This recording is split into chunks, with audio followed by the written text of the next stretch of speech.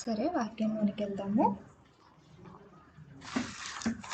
ఈ రోజున సమయమును బట్టి కొన్ని విషయాలు ఈరోజు ధ్యానించుకుందాము. మనం తీసుకున్న అంశమును బట్టి మరికొన్ని విషయాలు రేపటి దినాన్న మనం ధ్యానించుకుందాం. ఈరోజు మనం మాట్లాడుకొని అంశం ఏమిటంటే అకార్డింగ్ టు ద బైబిల్ ప్రకారంగా యవ్వనులైన వారు ఎలా ఉండాలి, ఎలాంటి క్వాలిటీస్ వాళ్ళలో బుల్ చేసుకోవాలి అని దైవ గ్రంథం మనకు సెలవిస్తుందో అటువంటి కొన్ని క్వాలిటీస్ని ఈ రోజున మనము వాక్యానుసారంగా తెలుసుకున్న వారుగా ఉందాము. ముందుగా మనం చూసినట్లయితే మనము యవనస్తులుగా దేవునిలో ఎదుగుతున్న బిడ్డలుగా మనం ఎలా ఉండాలంట? దేవునిని చుట్టుకున్న వారిగా ఉండాలట. ఇప్పుడు అది మనము ఇమాజిన్ చేసుకోండి. ఒక తాడు తీసుకుని ఒక కర్రకు కానీ మరి ఏదైనా వస్తువుకి కానీ దాన్ని టైట్ చేస్తున్నప్పుడు ఆ రెండిటికి ఎంత దగ్గర సంబంధం కలిగి ఉంటుంది చెప్పండి. చాలా టచబుల్, చాలా దగ్గరగా కలిగి ఒకదాన్నొకటి హత్తుకున్నట్టుగా మనకి ఆ యొక్క మరి ఏదైనా దారం తీసుకుని ఒక కర్రకు చుట్టినప్పుడు మనకు అది కనిపిస్తున్నట్లుగా మనం గమనించగలం. అలాగనే యవ్వనులమైన మనము మన యొక్క జీవితంలో ఎదగాలి అంటే, ఒక మంచి బాటలో మనం పడి మంచి మార్గములు గుండా మనము ఎదగాలి అంటే మనం ఎలా ఉండాలంట? దేవునికి చుట్టబడిన వారుగా ఉండాలట. ఎలాగా? Young people should be grounded in Christ.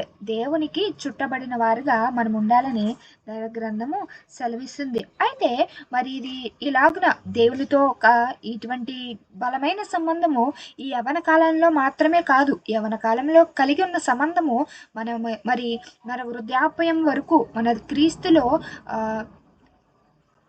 నిద్రించే వరకు కూడా దేవునితో ఈ యొక్క ప్రత్యేకమైన సంబంధము మనము కలిగి ఉండేవారుగా ఉండాలి. ఎలాగున ఈ యొక్క సంబంధాన్ని మనము బిల్డ్ చేసుకోవాలి అంటే మన యొక్క విశ్వాసముతోనూ అలాగనే ఆత్మీయతతోనూ మనము దేవుని యందు వృద్ధి చెందుతున్న వారిగా ఉండాలి. ఎలాగా? A life long journey of faith and spiritual development. దేవునిలో మన జీవితాంతము కూడా అది ఈ టీనేజ్లో ఉన్నంత కాలం వరకే కాదు, మరి వృద్ధాప్యంకి వెళ్ళినా, ఎంత ఫైనల్ స్టేజ్కి మనం వెళ్ళినా కూడా దేవునితో మరిన్ని కొత్త విషయాలు, మరిన్ని నూతనమైన విషయాలు దేవుని యందు తెలుసుకుంటూ వృద్ధి చెందుతున్న వారుగా మనం ఉండాలని దైవ గ్రంథం సెలవిస్తుంది. అయితే మొదటి క్వాలిటీని మనం చూసినట్లయితే ఈ విధంగా మరి ఫెయిత్ అండ్ స్పిరిచువల్ డెవలప్మెంట్ దేవునిలో మనం కలిగి ఉండాలంటే మొదటిగా యవనులుగా మనల్ని మనము సరిదిద్దుకోవాల్సిన విషయము ఏంటంటే దేవునితో వ్యక్తిగత సంబంధాన్ని పెంపొందించుకోవాలి. వ్యక్తిగత సంబంధం అంటే పర్సనల్ ఇంటరాక్షన్. ఇప్పుడు మన ఫ్రెండ్స్తో ఎంత క్లోజ్గా ఉంటామో, ఒక క్లాస్లో 60 మెంబర్స్ ఉన్నారనుకోండి, అందరితోని సేమ్ ఇంటరాక్షన్ మనకు ఉంటుందా అంటే ఉండదు. మన ఎదుటి బెంచ్ వాళ్ళతో మనకి మంచి ఇంటరాక్షన్ ఉంటుంది, లేదా మనకు వెనక వాళ్ళతో, మన పక్కన వాళ్ళతో బెస్ట్ ఇంట్రో మనం కలిగి ఉంటాము. లైక్ వాళ్ళకి ది క్లోజ్ పర్సన్స్ అని చెప్పచ్చు అవుట్ ఆఫ్ 60 మెంబర్స్ నుంచి. అలాగనే మరి దేవునితో కూడా మనము లేదా ఒక యాక్టివిటీలో పార్టిసిపేట్ చేయడం కాదు, లైక్ ఎలా అంటే ఒక చర్చ్కి వెళ్ళి దేవుని ఆరాధించడం కాదు, కానీ లేదా ఏదైనా ఒక క్రిస్మస్ జరుగుతున్నప్పుడు అక్కడ అటెండ్ అవి చేసే ప్రార్థన కాకుండా వ్యక్తిగతమైన ఇంటరాక్షన్ దేవునితో మనం కలిగి ఉండాలి. మన ఒక సంబంధం అన్నమాట, ఒక స్నేహపూరితమైన సంబంధం. ఏదైనా మనకి చిన్న ప్రాబ్లం వచ్చినప్పుడు అవర్ క్లోజెస్ట్ పర్సన్, డియర్ వన్స్కి ఎలాగైతే షేర్ చేసుకుని ఆ యొక్క ప్రాబ్లమ్ని బట్టి సజెషన్ అడుగుతామో, అలాగే దేవునితో మనము ఈ వ్యక్తిగత సంబంధాన్ని కలిగి ఉండాలని యవ్వనులుగా దేవుడు మనకి ఈరోజు మొదటి మాటగా తెలియజేస్తున్నారు. ఇటువంటి వ్యక్తిగత సంబంధాన్ని మనలో మనము బిల్డ్ చేసుకోవాలంటే మనకి ఎంతో సాధన కావాలి. లైక్ ఏదైనా వర్క్ చేయడానికి కొన్ని టూల్స్ అనేవి మనం వాడుతుంటాం. ఏదైనా ఒక కార్పెంటర్ వర్క్ చేయాలన్నా, ఎలక్ట్రీషియన్ వర్క్ చేయాలన్నా ఒక పర్టికులర్ టూల్స్, ఆ వర్క్ని బట్టి మనము అకార్డింగ్ టు వర్క్ ఆ టూల్స్ని మనము సెట్ చేసి పెట్టుకుంటాము ఆ పని వచ్చినప్పుడు వాడటానికి, ఆ ఫీల్డ్లో ఉన్నప్పుడు. అలాగే యవనులుగా విశ్వాస జీవితంలోనికి ఎదగాలి అన్న వేలో మనం ఉన్నప్పుడు ఈ వేకి మనం బిల్డ్ చేసుకోవడానికి, అక్కడ సమ్ వర్క్ చేయడానికి మనకు కూడా సమ్ టూల్స్ అనేవి కావాలి. అటువంటి టూల్స్ ఏంటంటే మనం చూసినప్పుడు ప్రార్థన అనే ఒక టూల్ కావాలి మనకి, బైబిల్ అనే ఒక టూల్ కావాలి మనకి.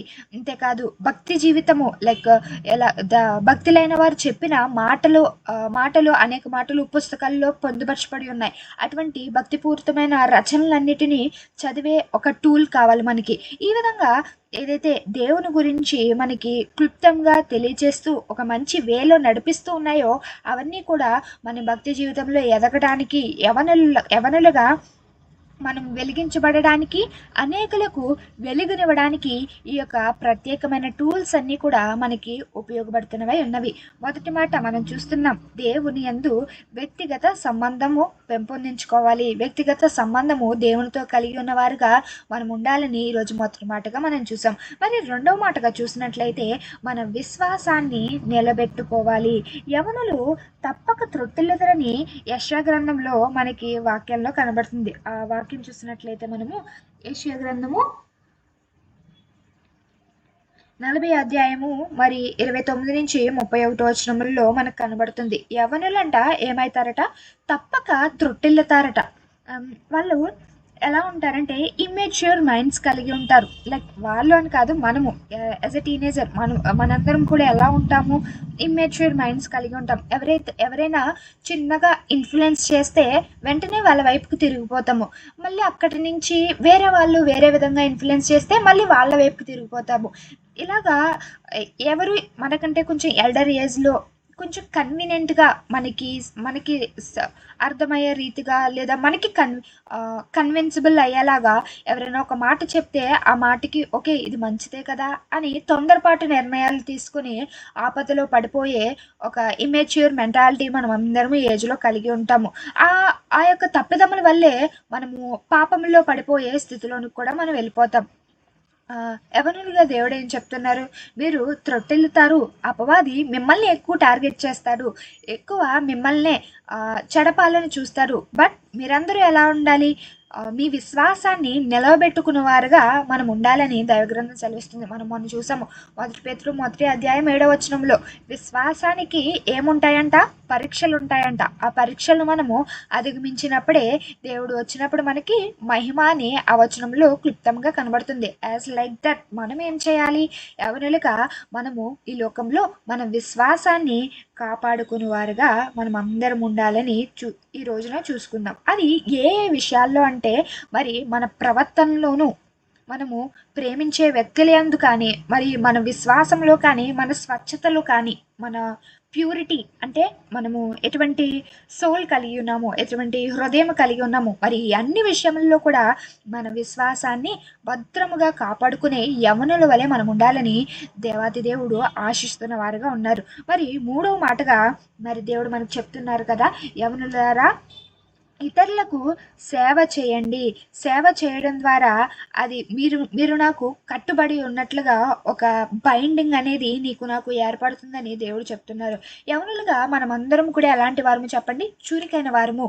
మనకి యవన కాలంలో ఉన్న స్ట్రెంగ్త్ మరి చిన్నగా ఉన్నప్పుడు రాదు, మరి వృద్ధాప్యంలోకి వెళ్ళినప్పుడు కూడా రాదు. ఈ యవన కాలంలో ఉన్న మన స్ట్రెంగ్త్, మనము ఎటువంటి పనినైనా అక్యురేట్గా చేయగలము, ఫాస్ట్గా చేయగలము, అండ్ ఎటువంటి బరువులైనా ఈజీగా ఎత్తగలము.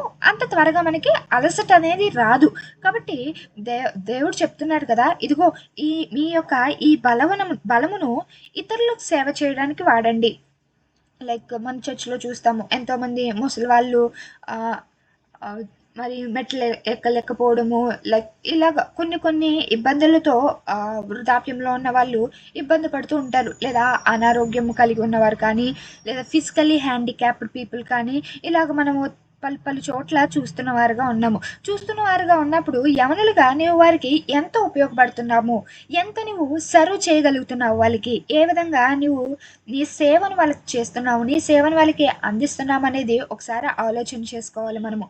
దేవుడు అంటున్నారు కదా, యవనులుగా మీరు నాకు ఒక బైండింగ్ కలిగి ఉండాలంటే, ఒక లింకప్ మీకు నాకు కలిగి ఉండాలంటే మీరు తెలుసుకోండి, ఇతరులకు సేవ చేయటము. మరి అది వృద్ధులకే కాదు, మరి హ్యాండిక్యాప్డ్ పీపుల్కే కాదు, మరి పేదవారి అయిన వారికి కూడా మనం సేవ చేయవారుగా ఉండాలి.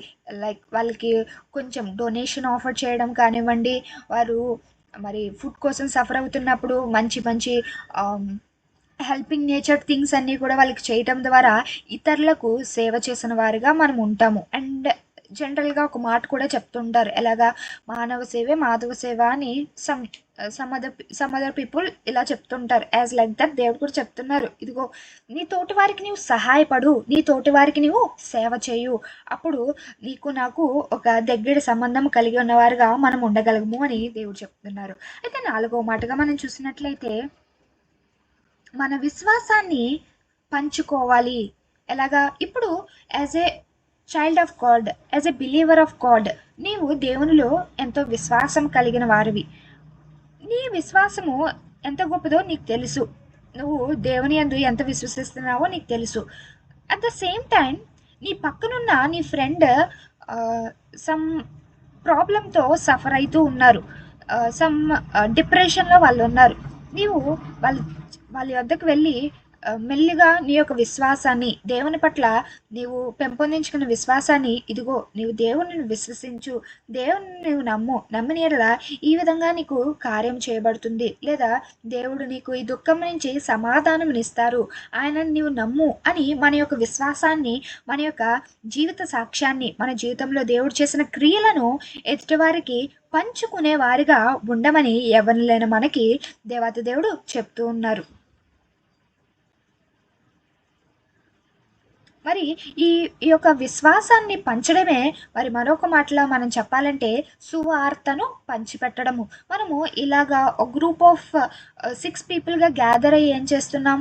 మనము ఒక సువార్త, దేవుని యొక్క మాటలు చెప్పుకుంటున్నాం, అనగా నాకు తెలిసిన దేవుని గురించిన మాటలు, లేదా దేవునిలో నేను పొందుకున్న విశ్వాసాన్ని, దేవుడు నా పట్ల చేసిన కార్యములను ఈ మీ ద్వారా మరి కొంతమందికి షేర్ చేయగల కృప దేవుడు అనుగ్రహించారు. అలాగనే ఈ యొక్క వీడియోస్ అని కూడా రికార్డ్ చేసి మరి మనము మన ఛానల్లో కూడా అప్లోడ్ చేస్తున్నాం, అక్కడ కూడా సమ్ పీపుల్ లిజన్ చేస్తున్నారు. దాని ద్వారా ఒక సువార్త అనేది బయటకు వెళ్తుంది. ఈ విధంగా ఎవరైనా మనకి మంచి టెక్నాలజీని ఉపయోగించే జ్ఞానం ఇచ్చారు దేవుడు, మంచిగా చదవగల జ్ఞానంనిచ్చారు, రాయగల జ్ఞానంనిచ్చారు, అంతేకాదు అన్నిటికంటే అర్థం చేసుకొనగల జ్ఞానమునిచ్చారు, బుద్ధినిచ్చారు, వివేకమునిచ్చారు. దీని అంతటిని బట్టి మనము దేవునికి ఎలాగో ఉపయోగపడుతున్నాము, as a teenager, as a young జనరేషన్గా దేవునిలో మనం ఎలాగా ఉపయోగపడుతున్నామన్న విషయములు మనం క్లుప్తంగా జ్ఞాపకం చేసుకున్న వారుగా ఉండాలి. ఈరోజు మరి మనము 4 ప్రత్యేకమైన విషయములు చూసాం. దేవునితో నీవు ఒక అటాచ్మెంట్ కలిగి ఉండాలంటే యవనునిగా నీవు ఏం చేయాలి, ఈ యొక్క విషయాల్ని, ఈ యొక్క థింగ్స్ని నీలో నీవు బిల్డ్ చేసుకోవాలి అనే 4 ప్రత్యేకమైన విషయాలు మనం చూసాం. మొదటిగా దేవునితో వ్యక్తిగత సంబంధం మనం కలిగి ఉండాలని చూసాం. రెండవదిగా మన విశ్వాసాన్ని నిలబెట్టుకోవాలి, పెంపొందించుకోవాలి అని 2వ మాటగా చూసాం. మరి 3వ మాటగా ఇతరులకు సేవ చేయాలి, ఇతరులకు మరి సహాయం చేయడం ద్వారా, ఇతరులకు మనము ఉపయోగపడటం ద్వారా దేవునికి మనకు ఒక సంబంధం ఏర్పడుతుంది. ఇతరుల పట్ల ప్రేమ చూపించిన వారుగా, దేవుని ప్రేమను ఇతరులకు పంచిపెట్టే వారుగా మనం ఉంటామని 3వ మాటలో చూసాం. అలాగే 4వ మాటగా మన యొక్క విశ్వాసాన్ని పంచుకోవడం ద్వారా, లేదా సువార్తను చెప్పడం ద్వారా దేవునికి మనకి ఒక సంబంధం కలిగి ఉన్నవారుగా ఉంటామని ఈరోజు వాక్యంలో మనం తెలుసుకున్నాం. మరికొన్ని క్లుప్తమైన విషయాలు రేపటి దినమున ధ్యానించుకుందాం. మరి యవ్వనులుగా ఇంకెంతగా మనం స్ట్రాంగ్ అవ్వాలి, ఇంకెంతగా మనం స్ట్రాంగ్ అవటం ద్వారా ఇతరులను స్ట్రాంగ్ చేయగలమనే విషయాలు మరి రేపటి దినం వాక్యంలో మనం ధ్యానించుకుందాం. విన్న కొద్ది మాటలను బట్టి దేవాతి దేవుడు దీవించి తప్పుల పొరపాట్లు అందించును గాక. ఆమేన్.